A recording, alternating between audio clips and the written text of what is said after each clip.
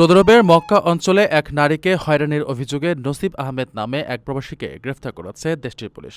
সোমবার সামাজিক যোগাযোগ মাধ্যমে সৌদি আরবের জননিরাপত্তা বিভাগ এক বিবৃতিতে এ তথ্য নিশ্চিত করে।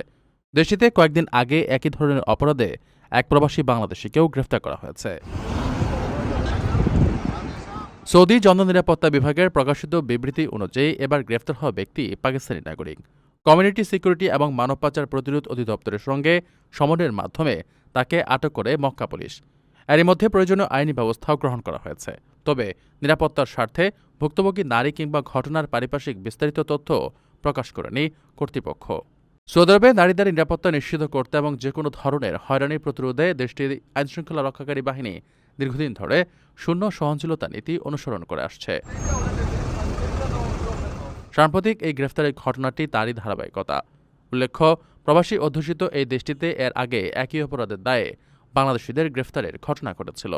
গত বছরের জুলাই মাসে দেশটির আসির অঞ্চলে এক নারীকে হয়রানির দায়ে মোহাম্মদ রাকিব হোসেন নামের এক বাংলাদেশি প্রবাসীকে গ্রেফতার করেছিল স্থানীয় পুলিশ।